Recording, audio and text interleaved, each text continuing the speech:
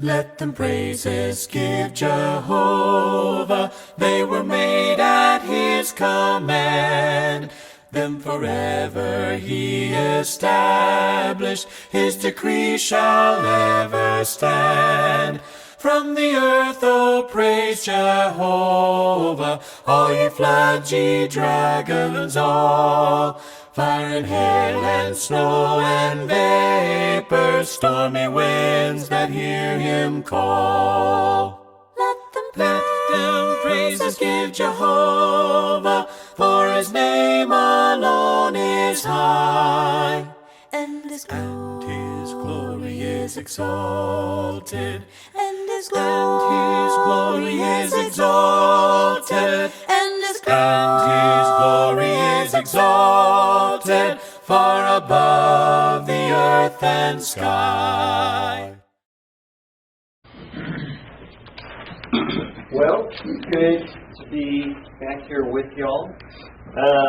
Today we are wrapping up the first part of this class. There's only one other week after this, so it's the lion's share of the class. We've been looking at, we looked at two ways to think about action and ethics, and we're going to look at a third way this morning. So let's just try to review a little bit. Can anyone remember the big word that we learned that covers ethics 2 weeks ago? What that one was about? Consequentialism. And can anyone define or explain what consequentialism was all about? The ends justify the means. The ends justify the means. Okay. So it's looking at the results of something, looking at its consequences, hence the name. Okay. And then what did we learn about last week? What did we talk about? Deontology. Deontology. Yeah, you're sure right there.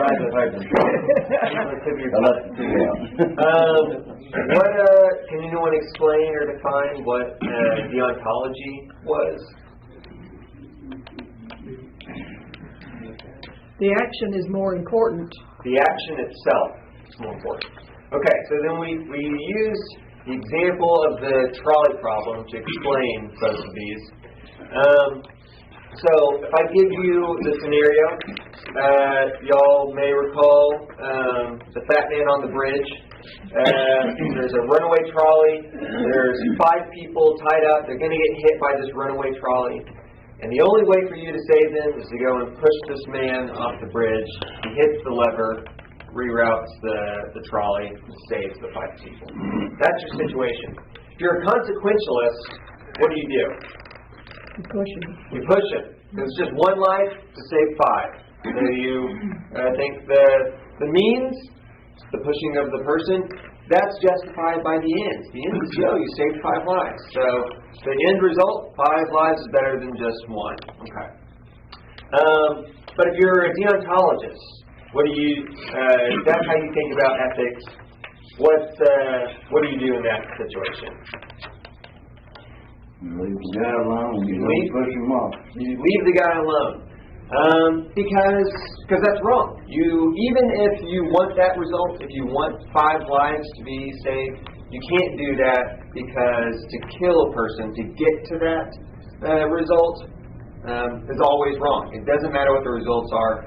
That action of murdering someone is always wrong. And then the action of then not done is the action of murdering the 5 people, in my mind. Well, the deontologist would disagree with you, but we're going to skip that.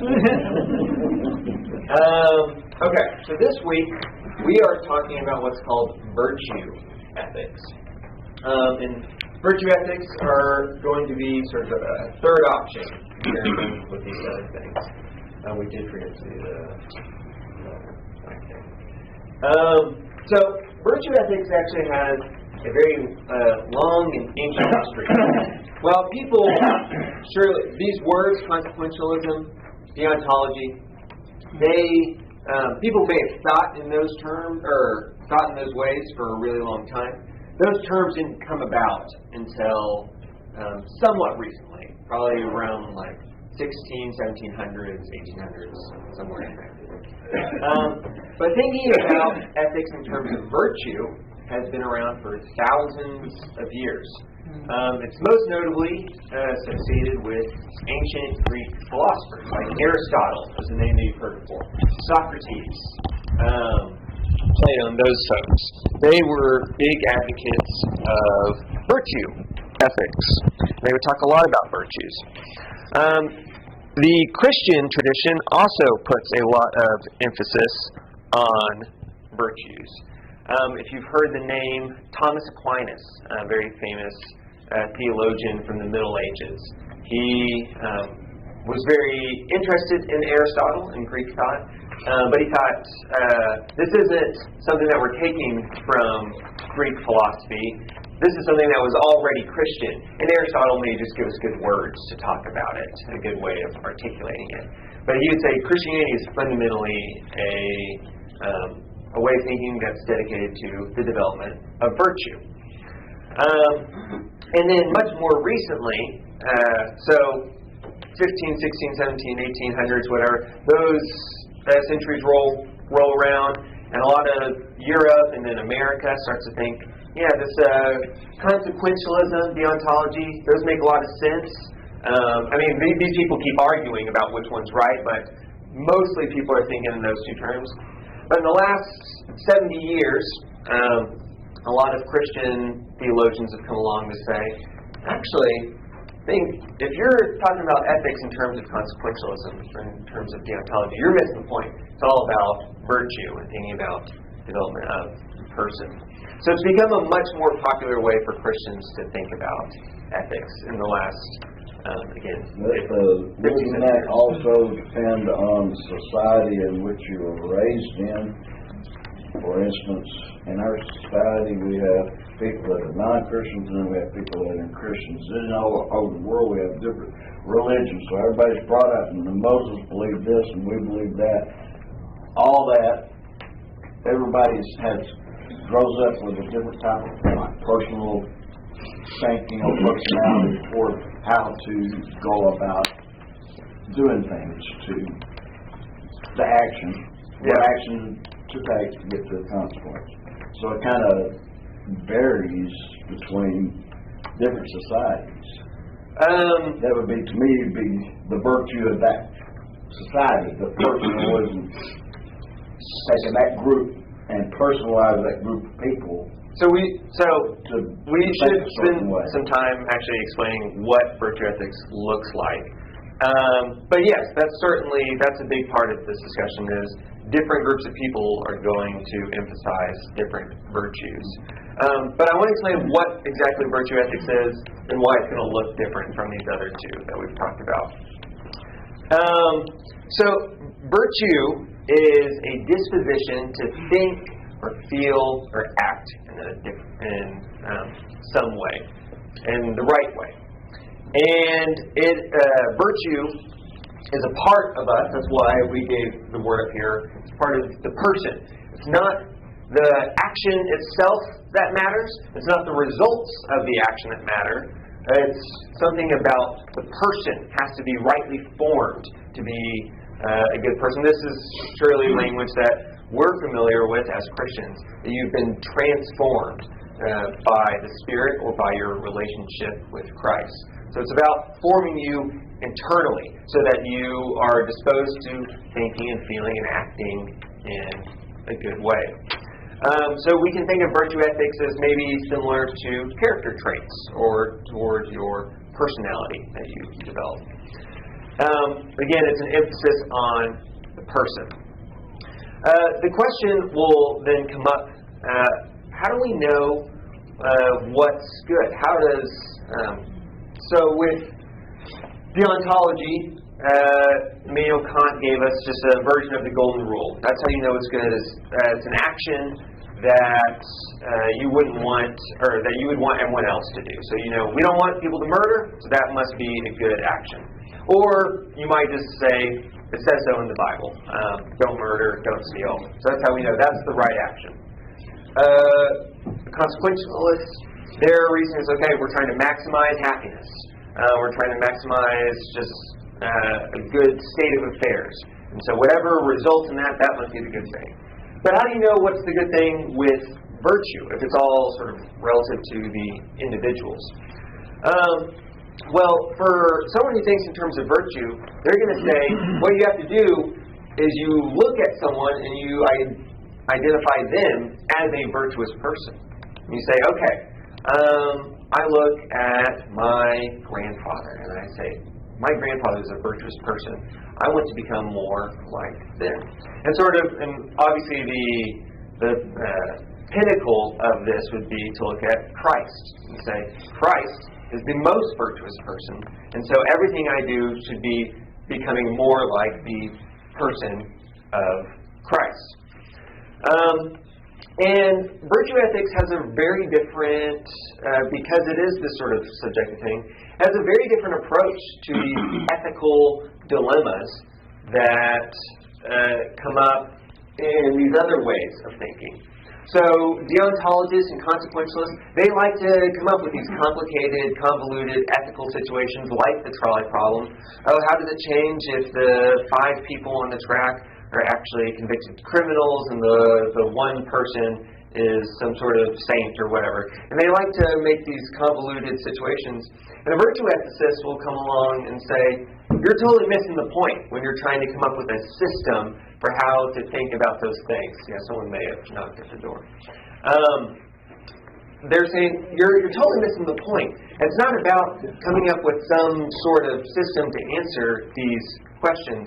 The point is to be shaped and formed into a virtuous person. And if you've been shaped and formed into a virtuous person, then these questions start to evaporate. Then you start to lose anxiety. For a lot of us, we may think, if I found myself in this difficult ethical dilemma, I don't know what to do in this situation. Hopefully nothing ever as extreme as the trolley problem, but you've probably been in situations where you're worried, I'm not sure I'll know what to do in this situation, or I'm not sure I know what to do currently in this situation. A virtuous person says, if I've already been shaped to be the sort of person I ought to be, then I will know what to do in that situation. A patient person will make patient decisions in a situation that requires patience. A kind person will make kind decisions in a situation that needs kindness. A person with self-control or temperance. A person who is courageous. That's probably the biggest example, is in battle. A lot of people, men will grow up anxious about, if I ever were to find myself in a situation that required heroic action, that required violence on my part, I'm not sure, would I be able to act in the way that I need to in that moment? Well, someone who's already developed the virtue of courage knows, I'll be courageous. And maybe I don't know what that will look like, but I know if I've tried to become a courageous person, then I will act in the courageous way when the situation arises. Yeah, we have a few more of these. Okay, so that's me blathering on for a minute. How do y'all feel about virtue? Is this making sense at all? Any questions about what virtue looks like? I had a economics instructor at UT always emphasized when you determine something was good, he would say, good for what? Mm-hmm. Good for this, good for that. And this was a big deal in his economics. Yeah, and that's a good point. That's actually a point on here that I skipped over, was that virtue is always contextual. With a deontological way of thinking, they say, even if the Nazis are knocking on your door asking if there are Jews in your house, it's always wrong to lie. It doesn't matter what the context is. It's always wrong to do this certain thing. It's always wrong to murder. It's always wrong to steal, no matter what the situation is. Even if your family is starving, you can't steal.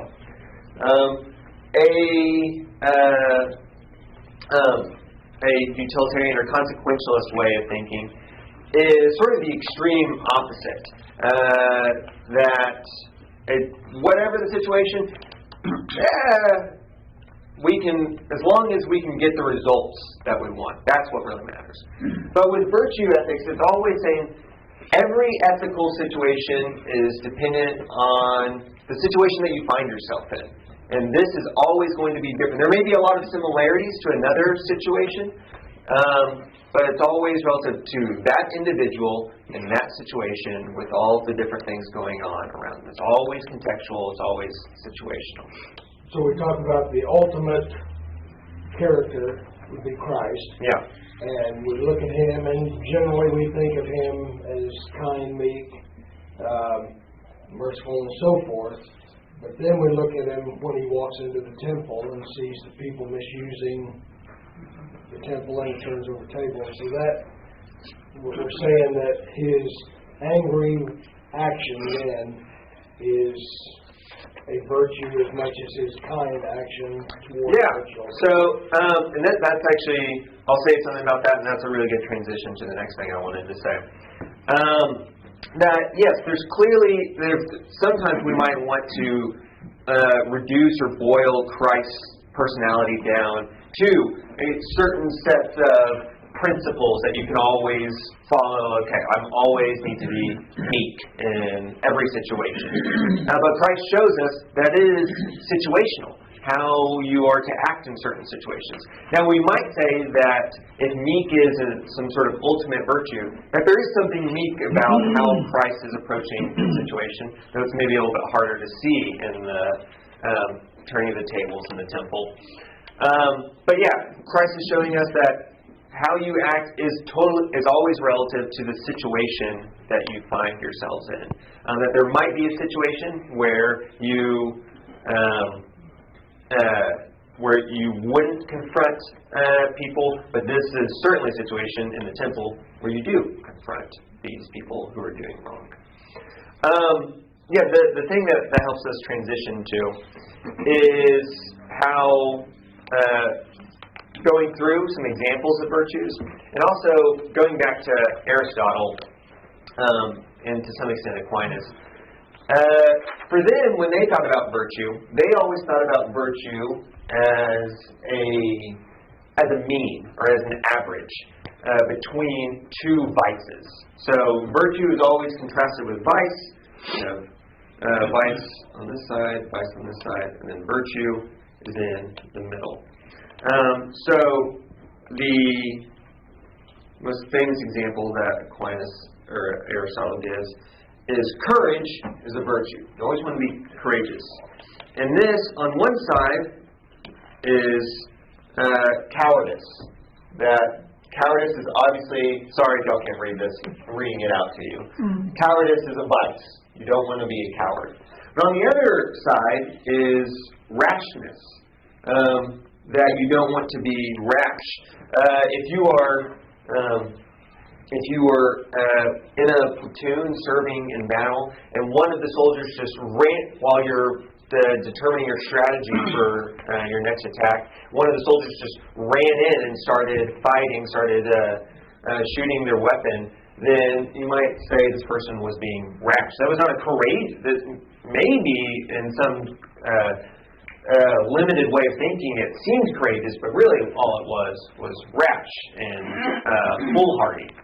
So courage exists as this middle ground, this golden mean, according to Aristotle, between the vice of cowardice and the vice of rashness. So that's less common in Christian thinking, but sometimes it's helpful for us to think about it as sort of between these two extremes. On your handout is a list of virtues. Don't look at them. I saw you all look down. I want to hear from y'all. What are some virtues? I just call out Christian virtues, or just general virtues that you can think of. Love. Okay. Kindness. What else? Gentleness. Gentleness. Meekness. Yeah. Generosity. Paul's got a whole list. Paul's got multiple lists all over the Bible. I did something generous, 2 o'clock in the morning. You did something generous at 2 o'clock in the morning? Yes, I picked up a guy on the side of the road that had broken down out of his car. I had no idea. He was walking down park, Yeah. And he looked like he was drunk because he was staggering. His shirt was wide open. He was sweating like a dog. So I thought something was wrong with him. So I pulled over and I said, "You okay?" And he said, "Yeah, I just broke down in my car." And I said, "Well, get in the car. I'll take you home." And he's like, he was a little hesitant at first. And he finally, he's a Spanish guy. He got in. So I spoke a little bit of Spanish. That relaxed him. Yeah. As I did that. I knew that would help him. And, man, I took him over. He lived in one of those gated areas from big old $500,000 houses. Another one is forgiveness. Yeah, it's just, and that's the second. Yeah. A couple of weeks ago, I picked another guy up, same thing. This gets to a few virtues: generosity, hospitality, kindness, Forgiveness. Other virtues that we see in Scripture, we could just list Purity, purity, honesty. honesty.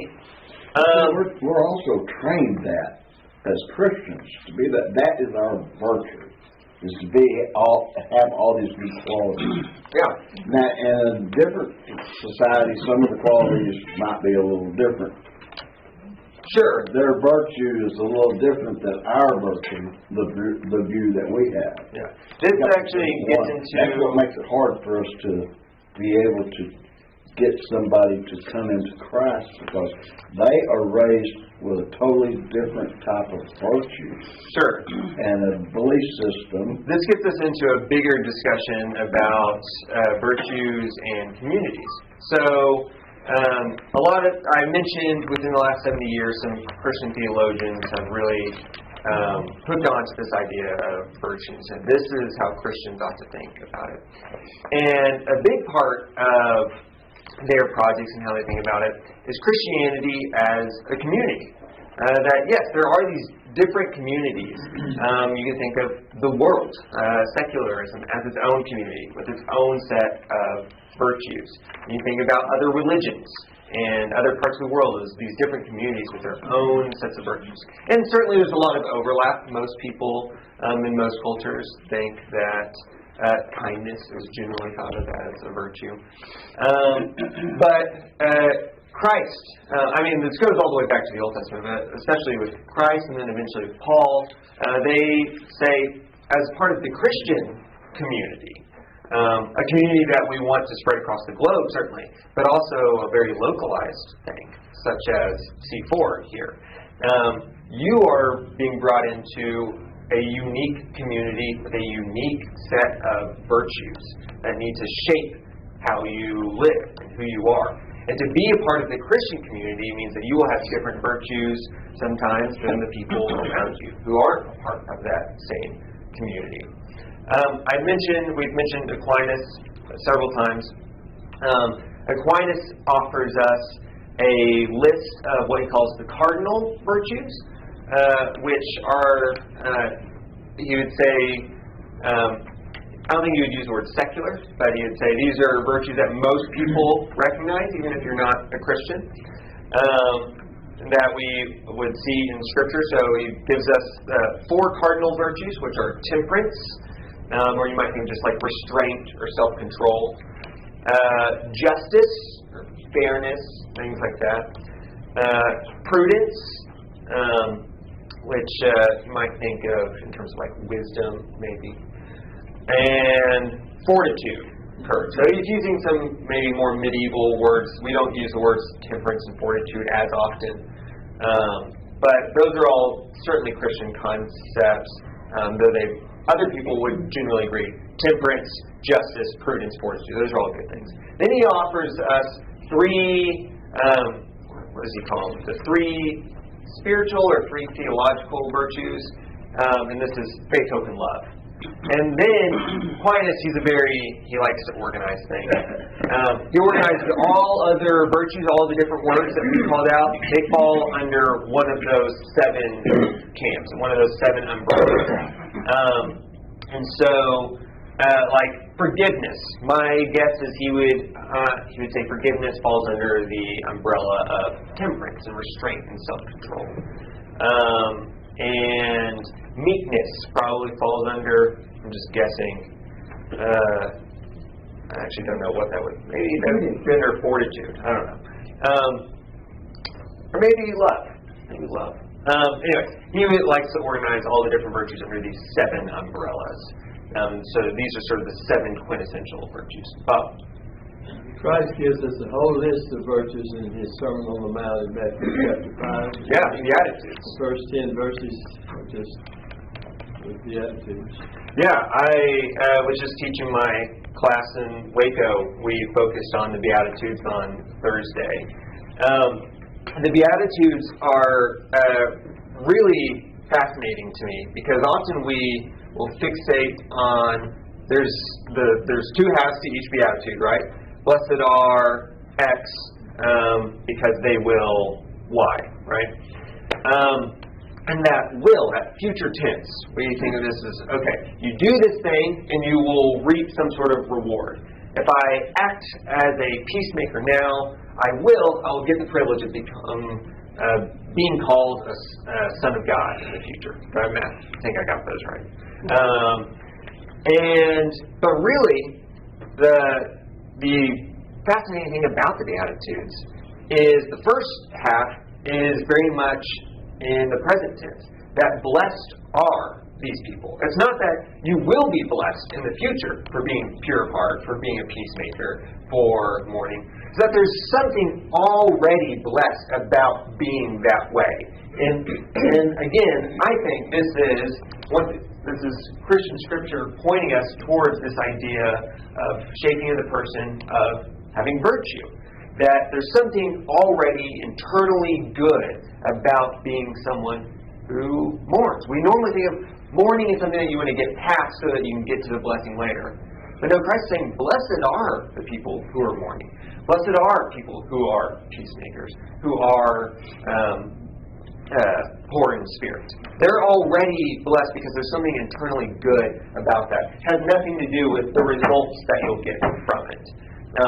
Or the actions that you accomplish because you're a peacemaker. Just being a peacemaker is the blessed thing. Blessed means happy. Mm-hmm. So you're already... Which is a word that's on there. Yeah. You substitute happy for blessed. It's a present tense thing. Mm-hmm. Okay. Now, people that are happy will be able to mourn with those that are weak because they're happy. If they are angry, not happy, the exact opposite, they're not going to care and they're not going to mourn with these people.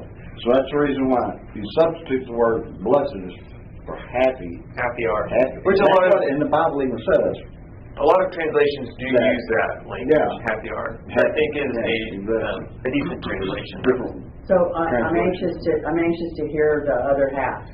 You know, the present. I mean you said present, but you said the other. But half. there is still this future tense. I'm anxious to hear. Okay. Yeah. Well, I didn't have much to add there, but what I will say is that there is something inherently blessed about all of the Beatitudes that we see, all of these virtues that Christ outlines in the Sermon on the Mount. And then on top of that, sort of as icing on the cake, there is this promise of there's going to be a reward that comes with these things. This is already good that you're poor in spirit. Just on its own, it's good to be poor in spirit.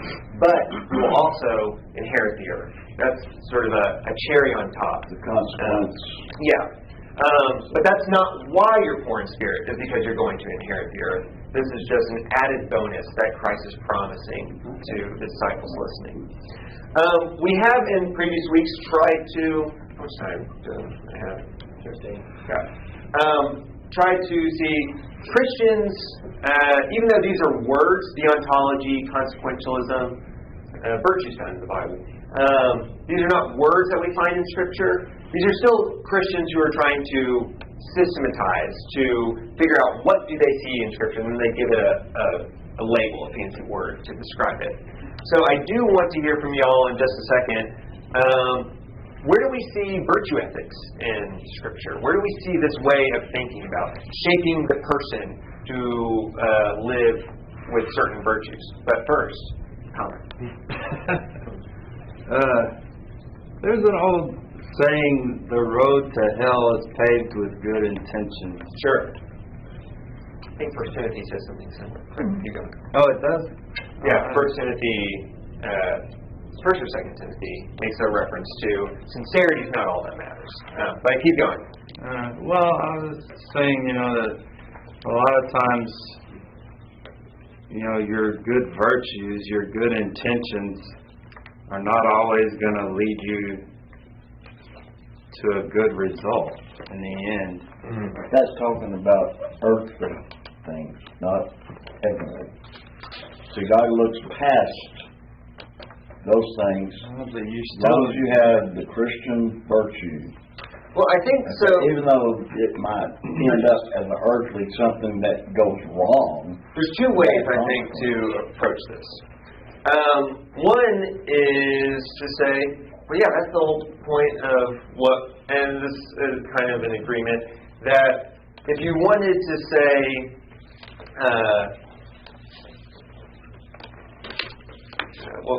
give me just a second. The situation might be where if I act virtuous in a certain circumstance, we might say bad results might come from this, depending on your way of thinking. So it might be the case that the apostles, after Jesus has ascended, that the virtuous thing for them to do is to be loyal to the cause of Christ, and that winds up with them being dead, which generally we think of people being killed as a bad result. We don't like that. But that would only be from like a consequentialist point of view, that is a bad thing. Yeah, people are dead. But from a virtuous point of view, like, no, this is actually a really good thing. But I think you're maybe even getting at a different way of viewing this, which is, I think I'm virtuous. I think I'm being prudent. But then I go and do something that very much was not prudent, was not part of God's will. And so there's this mismatch of, I thought I was being virtuous, or at least I told myself I was being virtuous, but that doesn't guarantee that it was virtuous. You very much could have acted in a very evil way under the pretenses of virtue. Let's go here. Saul. Yes, Saul would be a good example of this. Let's go here and then there. So I was just thinking of going back to the person and what they have learned and have been taught at a young age to adulthood, and then they're thrown into a situation where they're dealing with communities. Now, if you're not taught, when you're taught all the right things, and you're thrown into a different community that has a different opinion, then your opinion may be overthrown, or you feel that it's been invaded or threatened by their way of thinking. Then how are you supposed to think then? That's where all this other actions and the ending results may play. You may start doing the things, sinful things, that saying, "Oh, my way is the right way," or you can just take the highway. So that's where you really get to understand how well you are taught Christ-like to be. Because if you start to act ugly in the midst of someone challenging you, then you really haven't learned nothing. Yeah, the virtues never really sunk in that situation.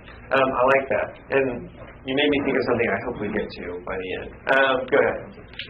It seems to me like virtue without the other things is not particularly useful. For example, a monk in a That monastery. was exactly what that made me think of. Keep going. A monk in a monastery that does everything he can to be the virtuous person, but he never acts upon those virtues, is really of no use.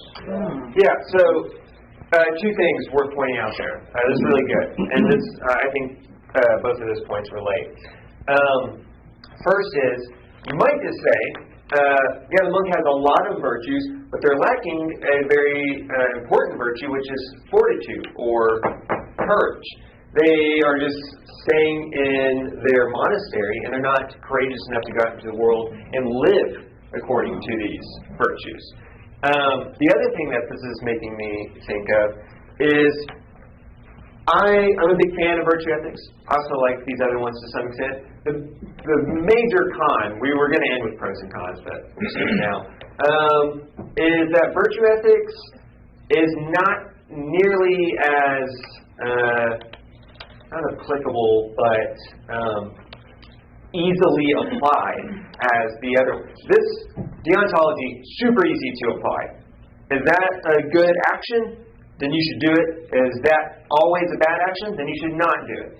Consequentialism, it's not quite as simple, but it's a little bit more left-brained. You can just kind of, here's my pros and cons list. Should I not, or should I do this thing? What's the result going to be? For virtue ethics does not give an answer to the trolley problem. They say, we're going to watch it. You deal with that. If the trolley problem ever happens to you, then you can deal with it. But they don't want to give answers ahead of time. And so it's just, they don't give easy solutions for how to live in the world. You just have to learn to be virtuous and then encounter the world. Well, virtue ethics sometimes breaks down when you get into the sort of extreme circumstances. Yeah, which Like- the trolley problem would be. Like one that every preacher has had to deal with at some time is the husband that beats his wife. And so you're counseling with the wife and saying, if you want to save your life, you're going to have to get out of that situation. And then, but the comeback is always, but he loves me. No, he doesn't. And then sad fact is, sometimes he does. Sure. But there are other things in his life that causes that virtue to be submerged and vices to come to the top. So how do you explain to someone how you balance the ledger, if you will, where you've got one virtue that maybe is true about this person, but they're doing something else that's terribly wrong? So, this is actually a really good example. I'm going to push back a little bit. Say, a couple things. One has nothing to do with other people's virtue. And that seemed to be a point that you were wanting to see as. This person might be virtuous or they might not be virtuous. Who's to say? And virtue ethics, there's no claims made about who else is, besides the fact that you're looking for exemplars, people to look up to. But it has less to do with saying, is that person acting virtuous or not? It's all about, how do I become a more virtuous person? How do I become more like Christ? How do I become more like these other heroes of the faith, or just virtuous people that I've read about or met in my life? And so the question is less about, is this husband being a virtuous person? Though I think we could make claims about that. It's more about, if I am the minister, or just the person being approached in this situation, how do I know what to do? And virtue ethics in this case is actually, to my mind, the best way of thinking about it. A deontological person might say, well, you can never get divorced. This is, no matter what, you never get divorced. And that might be the right answer, but it has a very limited way of thinking about it. Consequentialists might say, all of this, the love and the different, oughts and you should do this, that goes all out the window. Let's just make a pros and cons list of what, is it going to be better if you leave, or is it going to be better if you stay? What's your financial situation going to look like? How many times are you going to get struck? Into it. But I think a virtuous person, just by being someone who has become a virtuous person over a lifetime of following Christ and of observing other virtuous people in their lives, they're in a best position to make decisions there, or to at least make suggestions there. So I actually think virtue is really helpful here. Were there other comments before we move on? Where do we find these things? James, is that a good example of? Yes, I totally forgot I had asked that earlier. Thank you.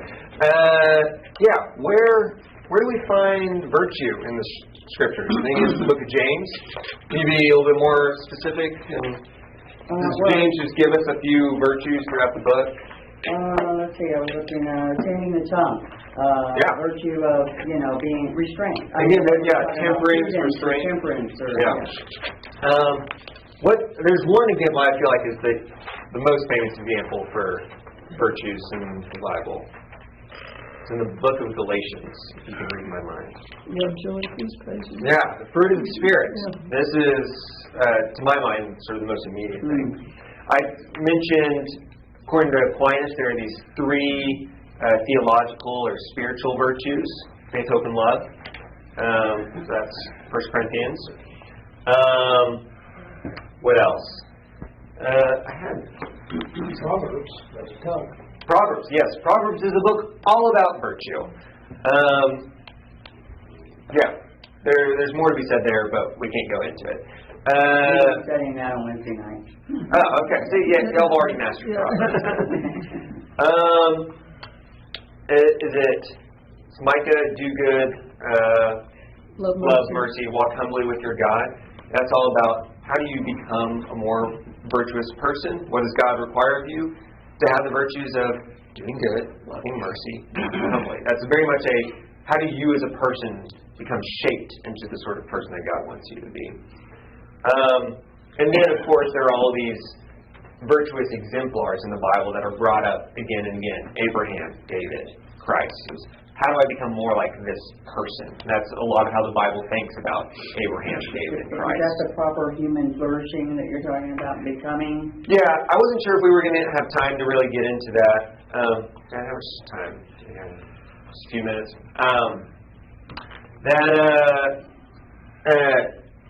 Virtue ethics, this big idea that's kind of in the background of it, for people who think a lot about virtue ethics, is this idea of human flourishing. So again, with deontology, it's all about, they don't really, what's in the background of this is that God created the world so that some actions are good and that some are bad. That's how deontologists think. That's what's in the background of this. Some actions are always good, some actions are always bad. With this consequentialist way of thinking, it's all about we're trying to maximize happiness and well-being in the world. But with virtue ethics, what's in the background is this idea of human flourishing, that we as humans are at our best, we're doing our best when we have these virtues in our lives. That's what God, that's kind of what we were getting at with the Beatitudes earlier, right? That there's something inherently good about being someone who's poor in spirit. That's how a person is supposed to live. That's the whole point of the Sermon on the Mount, is Christ saying, this is how you're supposed to live. You're supposed to be someone who's poor in spirit, who's a peacemaker, who turns the other cheek. These are virtues that get at what it means to be a human made in the image of God. With the couple minutes we have left, we've talked a lot about virtue today, and over the last few weeks we've talked about these other ways of doing ethics.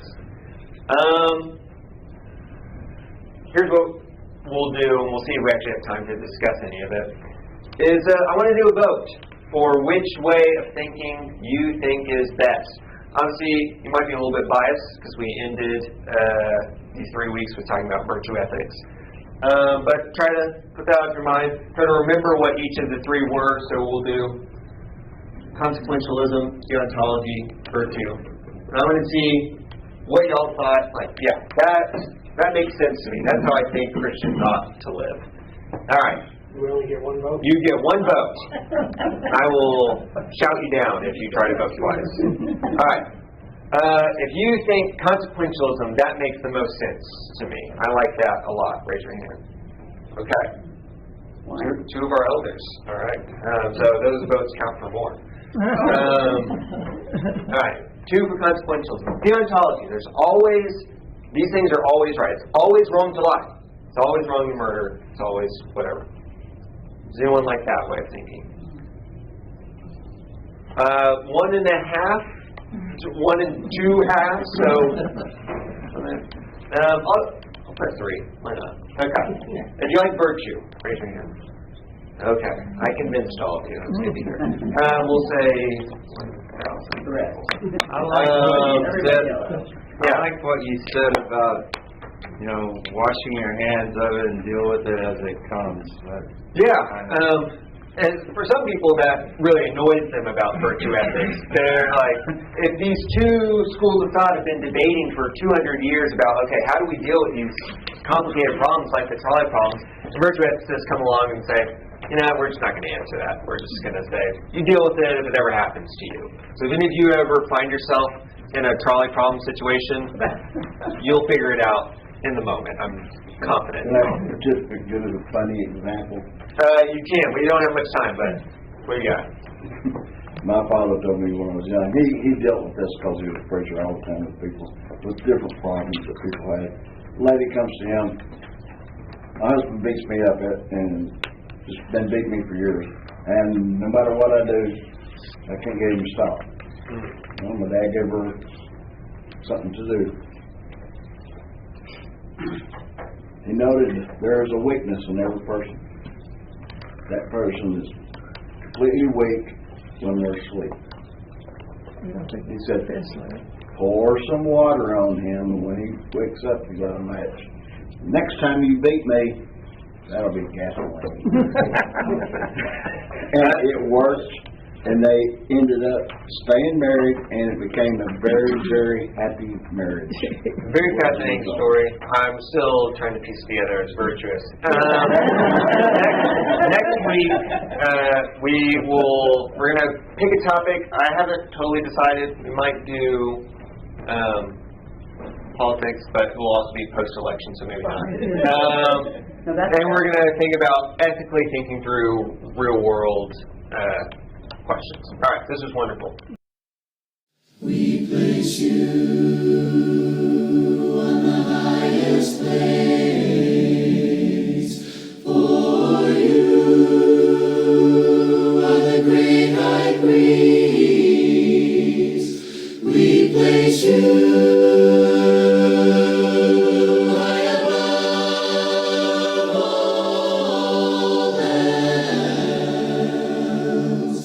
all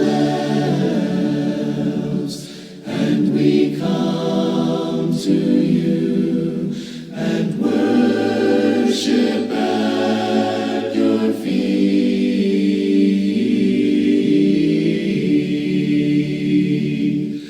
We place you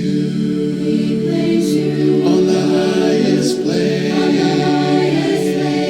for you are the great high priest. We place you high above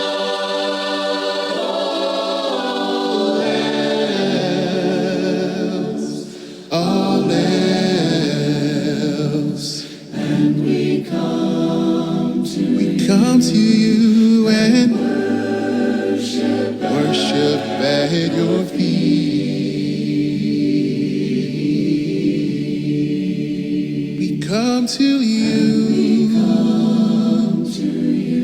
we worship at your feet.